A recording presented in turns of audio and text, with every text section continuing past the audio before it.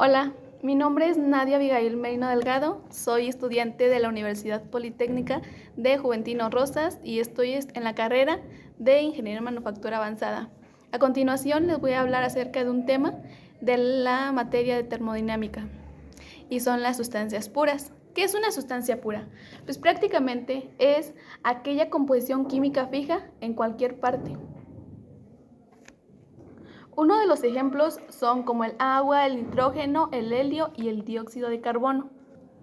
¿Y el aire es una sustancia pura? Pues sí, ya que el aire es una mezcla de varios gases, pero con frecuencia se considera como una sustancia, ya que tiene una composición química uniforme.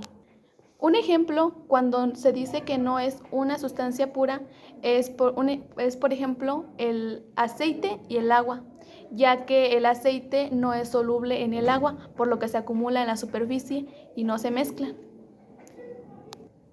Ahora les voy a hablar acerca de la fase. Y en termodinámica, una fase se refiere a un estado específico de la materia que tiene características uniformes en términos de composición química y estructura física. ¿Y qué son las fases en las sustancias puras? Pues son las mezclas de dos o más fases en una sustancia pura. Se sigue considerando una sustancia pura siempre que la composición química de las fases sea la misma. Un ejemplo es cuando ponemos hielos en agua y se disuelven. Eso es la sustancia pura, ya que solamente ambas son agua, pero en diferente estado. Por experiencia se sabe que en las sustancias existen tres fases diferentes: sólida, líquida y gaseosa. A temperatura y a presión ambiental, por ejemplo, el cobre es un sólido, el mercurio es un líquido y el nitrógeno es un gas, pero en condiciones distintas. Una cosa importante es que de las tres fases que existen, cada una tiene una estructura distinta molecular. Ahora vamos con las transformaciones de las bases. Bueno, al estudiar dos fases y cambios en fase en termodinámica, no es necesario ponerle interés a la estructura molecular, solamente al comportamiento de las distintas fases, ya que es muy útil comprender los fenómenos moleculares de cada fase.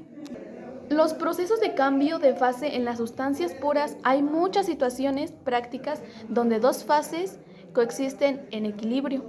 Un ejemplo, varios ejemplos que tenemos es, por ejemplo, cuando el agua existe en una mezcla de líquido, el vapor en la caldera, en el condensador y una termoeléctrica. Y el refrigerante que pasa del líquido a vapor en el congelador de un refrigerador.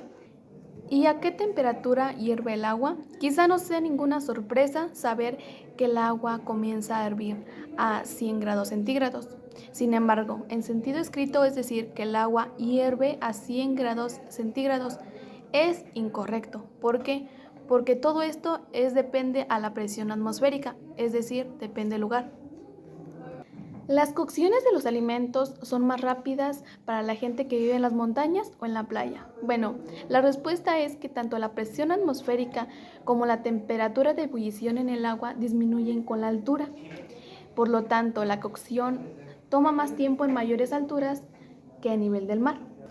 En la cocina, las temperaturas de ebullición más altas significan tiempos de cocción más cortos y ahorros de energía.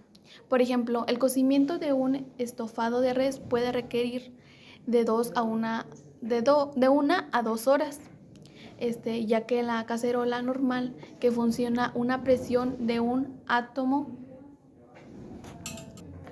es decir, una atmósfera, pero solo 20 minutos en la olla a presión que funciona a una presión absoluta de 3 atmósferas.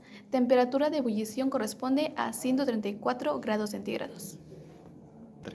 Las variaciones que experimentan las propiedades de las sustancias puras durante los procesos de cambio de fase se comprenden con mejor ayuda de diagramas de propiedades, como el diagrama PV y PT.